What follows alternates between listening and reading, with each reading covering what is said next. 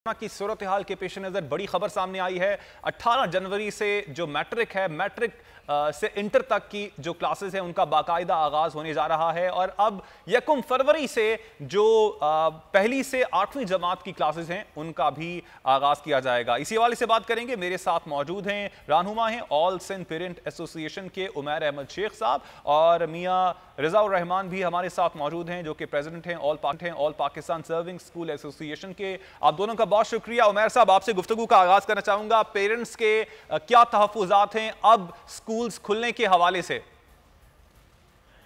जी अस्सलाम वालेकुम। पहले तो बहुत शुक्रिया कि बोल वालों का कि आपने जो है हमें पेरेंट्स का भी राय देने की आपने कोशिश की।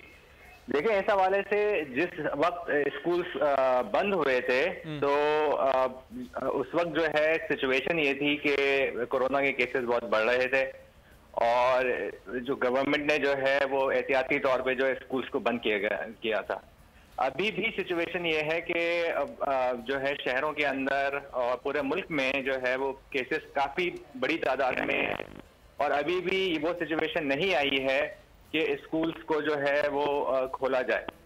तो सर, बाकी तमाम इंडस्ट्रीज खुली हुई हैं, आप नहीं समझते कि अब गुज़श्ता रोज भी मेरी डॉक्टर अताउर रहमान से बात हो रही थी, वो कहते हैं कि 5 साल तक कोरोना रहेगा, दुनिया भर में 5 साल तक हमें इसके साथ ही रहना सीखना पड़ेगा। तो आप नहीं समझते कि बच्चों की पढ़ाई का हर्ज हो रहा है, हमारा फ्यूचर है, मुस्तकबिल है ये बच्चे, तो अब स्कूल्स का भी आगाज कर देना चाहिए? देखिए, स्कूल खासतौर पे अगर मैं प्राइवेट स्कूल्स की बात करूं तो प्राइवेट स्कूल्स की अक्सर जो हैं वो ऑनलाइन स्कूलिंग पे वो जा चुके हैं और ऑनलाइन स्कूलिंग के जरिए जो है वो एजुकेशन को कंटिन्यू कर रहे हैं। मेरे अपने बच्चे जिन स्कूलों में पढ़ते हैं वहाँ पे ऑनलाइन स्कूल फुल रिगर के साथ जारी है। तो अब बच्चों की सेहत जो है उस पर कॉम्प्रोमाइज नहीं किया जा सकता। और दुनिया भर की भी अगर बात की जाए तो दुनिया में जो फर्स्ट वर्ल्ड कंट्रीज भी जहां की आप बात करें तो वहां पे भी अभी स्कूल वजह यही है कि ग्लोबल पेंडेमिक है। ठीक है, आपका पॉइंट आ गया। मियां भी हमारे साथ मौजूद हैं। मियां साहब, अब इससे पहले हमने देखा था कि स्कूल्स खोले गए थे, उसके बाद कुछ टाइम बाद स्कूल्स को दोबारा से बंद कर दिया गया। अब ऐसा ही चलता रहेगा? दोबारा से केसेस आएंगे, स्कूल्स को बंद कर दिया जाएगा? बच्चों की पढ़ाई का हर्ज इस तरह नहीं होगा कि बच्चे कंफ्यूज होंगे कि ऑनलाइन स्टडीज की जानिब जाना है, जब उस पे यूज टू होना शुरू होते हैं तो दोबारा से स्कूल खोल दिए जाते हैं, तो इससे भी क्या पढ़ाई का हर्ज नहीं हो रहा है? जी बिस्मिल्लाहिर्रहमानिर्रहीम, बहुत शुक्रिया। आपने जो सवाल किया है मैं सिर्फ ये बताना चाहूंगा कि देखिए, इस वक्त बच्चे जो हैं वो मेंटली तौर पे प्रिपेयर थे स्कूल जाने के लिए, वालिदैन मेंटली तौर पे प्रिपेयर थे, टीचर्स मेंटली तौर पे प्रिपेयर थे और अब हम इस वक्त लर्निंग मोड में आना चाह रहे थे। और आज जब छुट्टियों का दोबारा ऐलान कर दिया गया है तो वो मैं समझता हूँ कि बच्चों का बहुत बड़ा नुकसान कर दिया गया है।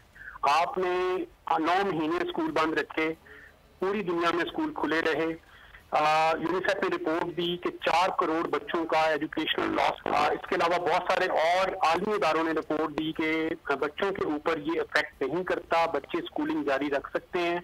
और आपने देखा कि जो लास्ट टाइम स्कूल खुले, 2 महीने जो स्कूल खुले रहे, बच्चों ने कितने अच्छे तरीके से SOPs के। सर, ऑनलाइन तालीम में वैसे मुश्किलात क्या हैं, मसाइल क्या हैं, वो भी जरा हमारे नाजरीन के साथ शेयर कीजिएगा। मसाइल क्या दरपेश करने पड़ते हैं? देखिए, इसमें ऑनलाइन एजुकेशन जो है वो मैक्सिमम जो हमारी कंट्री में दी जा रही थी कामरान साहब, वो सिर्फ 12 से 14% बच्चों को मिल रही थी और उन 12 से 14% बच्चों में से भी तकरीबन 6% बच्चे ऐसे थे जो ऑनलाइन तालीम को सीरियस नहीं ले रहे थे, जो उस पर तवज्जो नहीं देते थे और वो अपना टाइम ज़ाया करते थे या वो सामने उन्होंने अपना स्कूल का ऑनलाइन प्लेटफॉर्म खोल लिया और बाद में गेम्स खेलना शुरू कर देते थे, जिन्होंने इस ऑनलाइन सिस्टम को मजाक बनाया हुआ था।